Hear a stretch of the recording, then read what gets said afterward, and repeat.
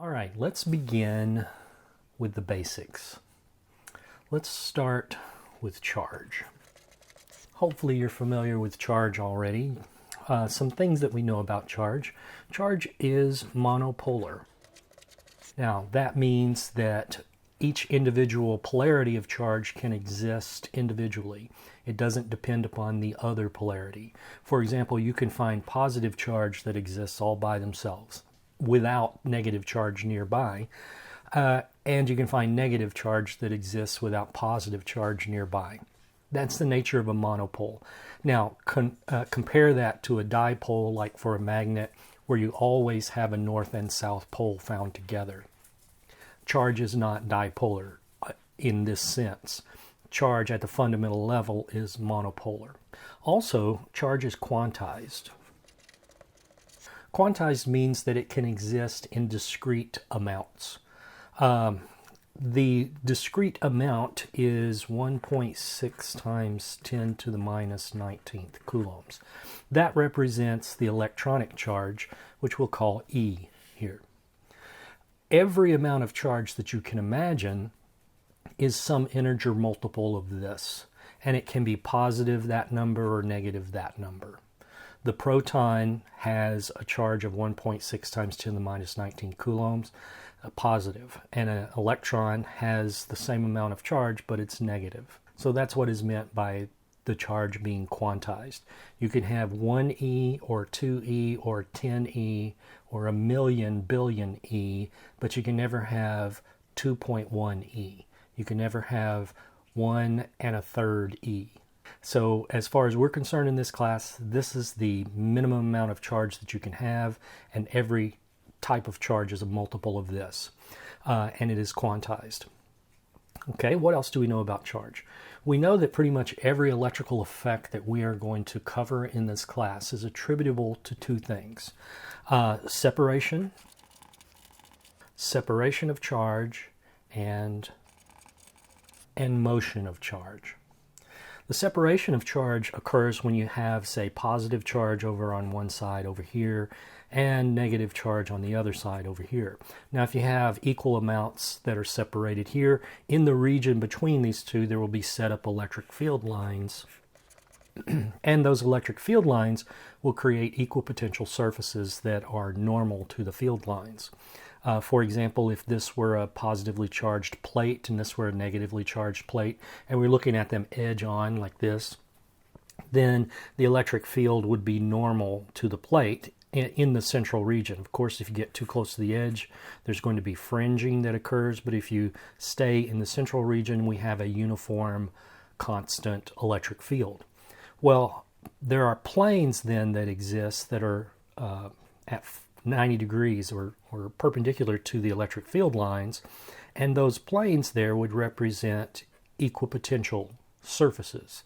So this one over here may have equipotential surface, may have a potential of V2, and this one may have a potential of V1, and there's a potential difference of V2 minus V1 or V1 minus V2 depending upon which way we want to set up the potential difference.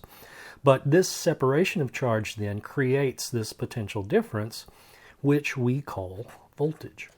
So the separation of charge creates voltage. The unit for voltage is a volt, and we'll symbolize that as just capital V, like that. Now when it comes to the motion of charge, we know what this is. This is charge moving through something like a conductor. So if we had a piece of wire and we have charges moving through that wire, that's a current.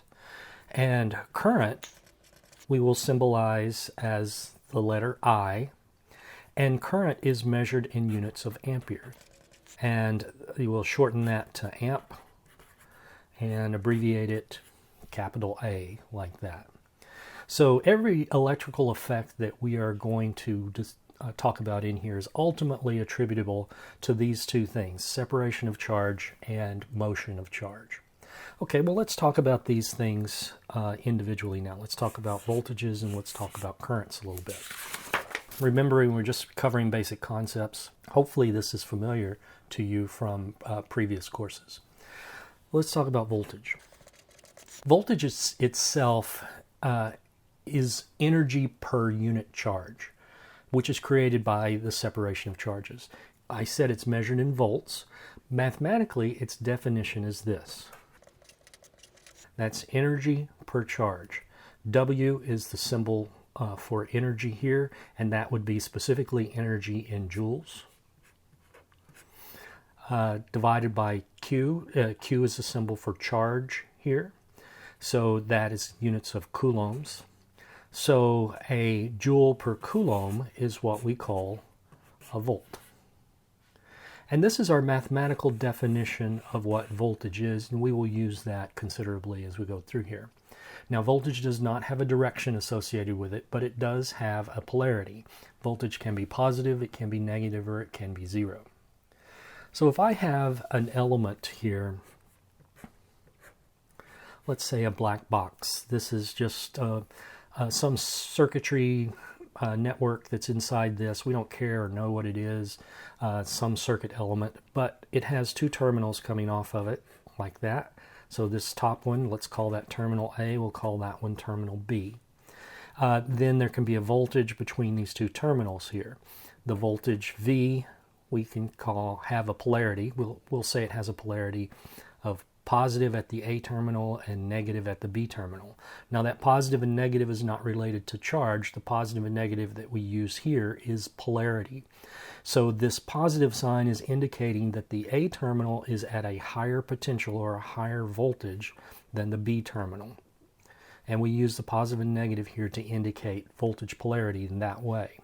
So this element has two terminals. It has a voltage between the two terminals, and the potential difference, or the voltage between the two terminals, is V.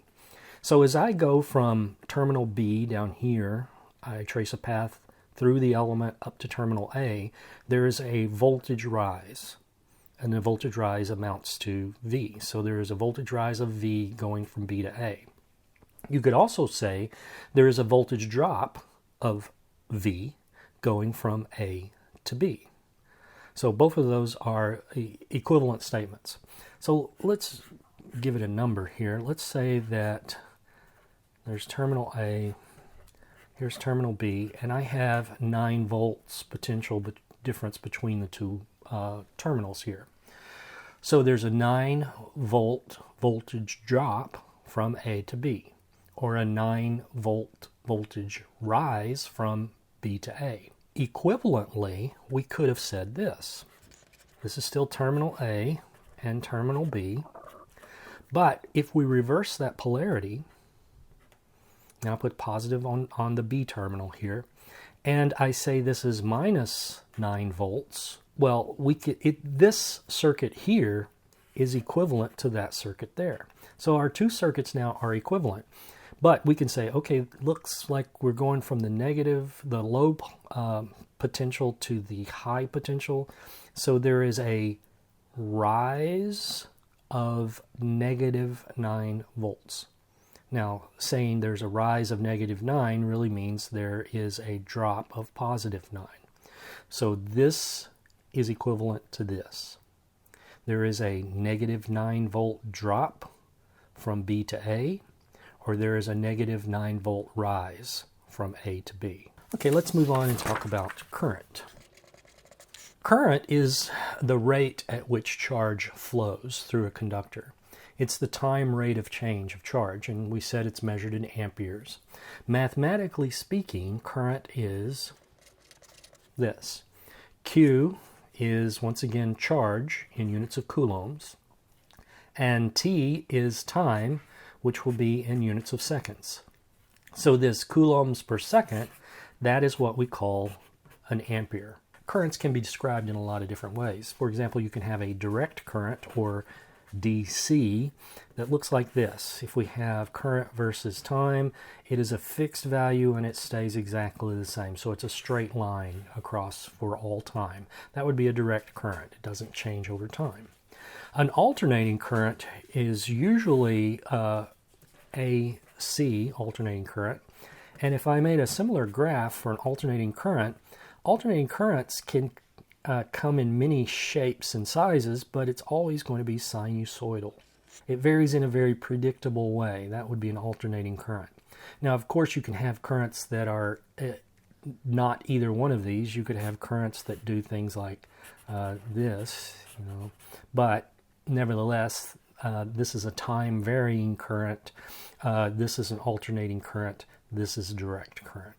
We consider currents to be continuous flow of charge, but even though you understand charge itself, the charge carriers are discrete. Now that should not be a foreign concept to you. Even though charge is discrete, we can just consider it a continuous flow, because if you think about water flowing through a pipe. If water flows through the pipe, you know that water is made of individual water molecules, but it's okay to think of water as just a continuous flow of liquid, and you forget about the fact that it's actually discrete molecules, composed of discrete molecules.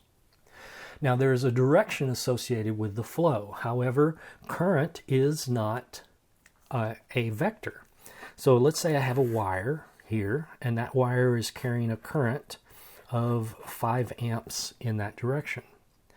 Well, that is equivalent to having the same wire saying the current is flowing in that direction, but the current is negative 5 amps.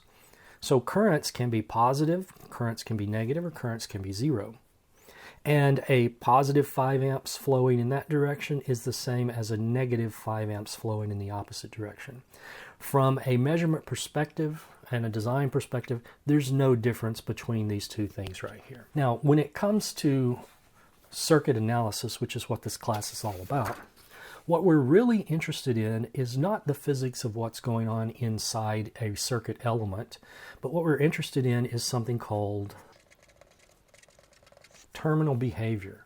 That means what's happening at the terminals. We don't care about what's going on the inside. What we care about is, if I have an element here, what's happening here at the terminals. Now, when we talk about what's happening here at the terminals, what I'm really interested in is what is the voltage across the terminals and what's happening with the currents. Perhaps the current is flowing in that direction. So that's what I mean by terminal behavior. I'm only interested in the voltages and the currents, maybe powers, maybe energies, things that are happening at the terminals, and I don't really care what's going on inside. The inside to us is just considered a black box. We cannot see in there. Okay, but this idea of terminal behavior then leads to the concept of an ideal basic circuit element. An ideal basic circuit element has 3 characteristics. One, it has 2 terminals. Now, it doesn't mean 3 terminals or 1 terminal. It means that it has 2. For it to be an ideal basic circuit element, it only has 2 terminals. So that means there are a lot of things that, like transistors, like operational amplifiers, like digital circuitry, that we will not touch at all in this class. So for something to qualify as an ideal basic circuit element, it only has 2 terminals. Also, it can be mathematically modeled in V and I. That means that you can mathematically write down relationships between the voltage and current for these ideal basic circuit elements. So I'll give you a hint. A resistor is an ideal basic circuit element, and if we're talking about a resistor, it has a certain value of resistance. Is symbolically, schematically, it looks like zigzag lines here, but it has a voltage across it, and it can have a current through it like that. And we can write a relationship between all of these elements, between the resistance, the current, and the voltage. It's just V equals IR. And then we've called that Ohm's law in the past. But this comes about because of our definition of what resistance is. Nevertheless, that's what criteria 2 down here means. We're able to write mathematically a relationship between the voltage and the current, or we can model in terms of voltages and currents. So a resistor then is an ideal basic circuit element. The third qualification characteristics is that it cannot be subdivided. This is the idea of it being basic. So it's an ideal, meaning that we can perfectly model it mathematically. It is basic, meaning that it cannot be reduced. It's irreducible, so it can't be subdivided. It's basic. And it's a circuit element, so it's got two terminals to it.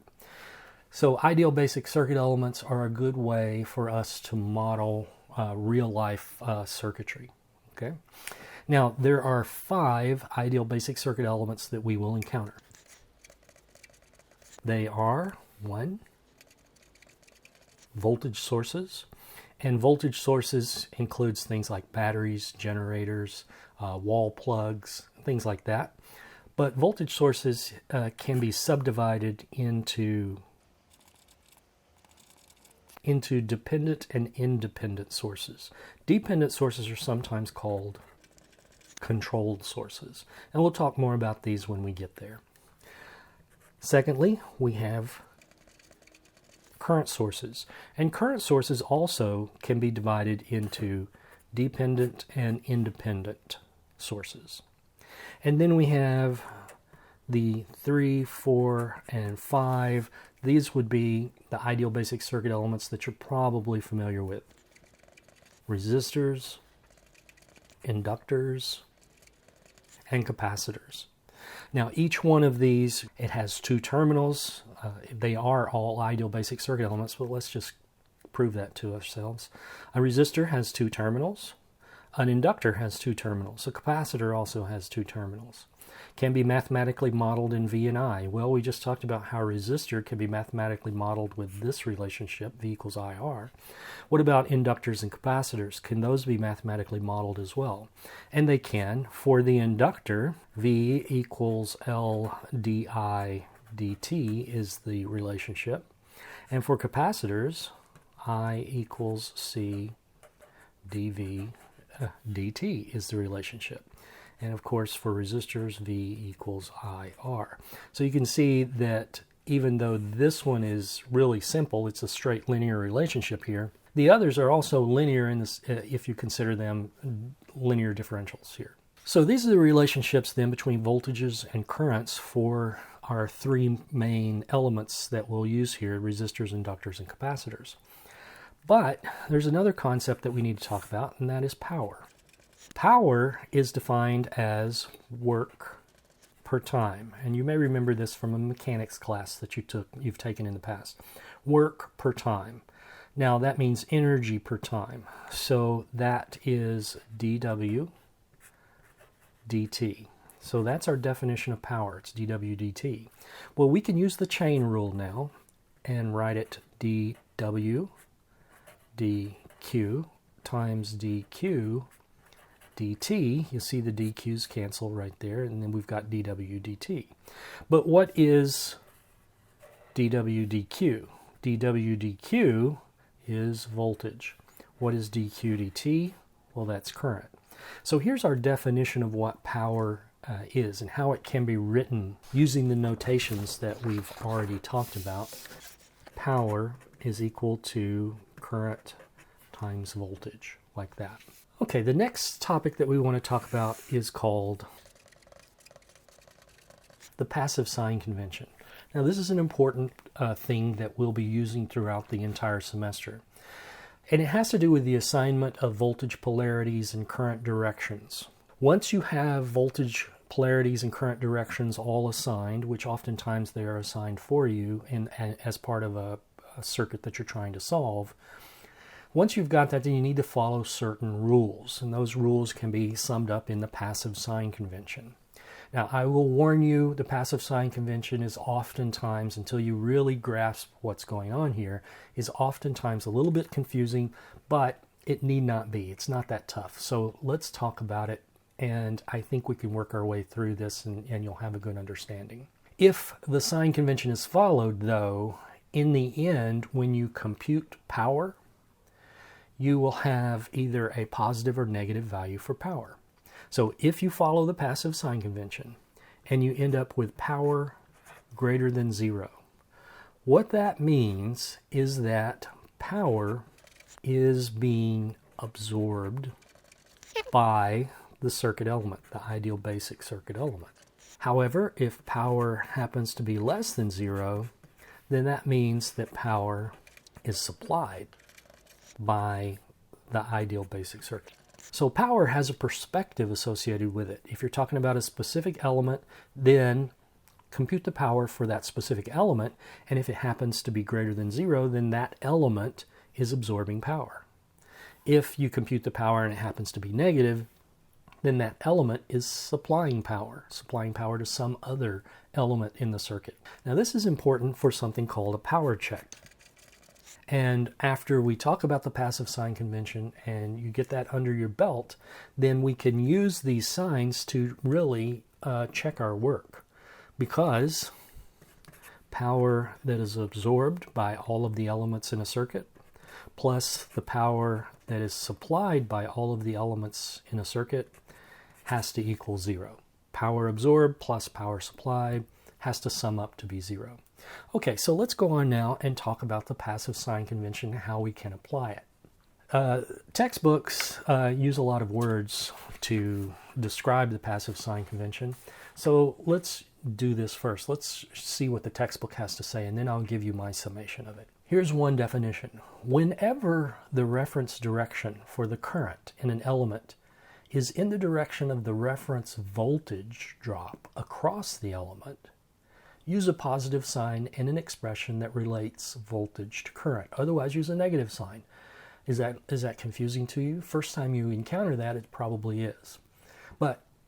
So read that again. Whenever the reference direction for the current in an element is in the direction of the reference voltage drop across the element, use a positive sign in an expression that relates voltage to current. Otherwise, use a negative sign. Now that, to me, is really obtuse.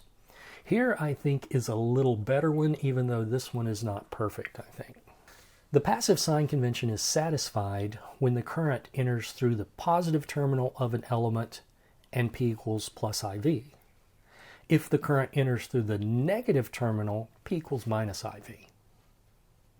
Okay, once again, not ultimately clear, but let me put it in my own words and use my own definition here. If we have an element and it has two terminals, and there is a voltage difference between the two terminals, let's say this is the high potential side and the low potential side, and the current is entering in the positive terminal, then if I have to write an equation for this, let's say I have to write the power equation for this element here, then because the current is going into the positive terminal, I would write P equals IV. Now, if there was a resistor somewhere here and I needed, let's say this was a resistor. Let's say, now these are the two terminals, the current is going in that direction, and here's the potential plus minus like that. So this is our resistance. Now, I want to write Ohm's law down. I want to write V equals IR. Well, because the current is going into the positive terminal here, I would write V equals IR. But if the current were doing something different, let's say we go back to this element here. Here are our two terminals. We still got V plus minus like that.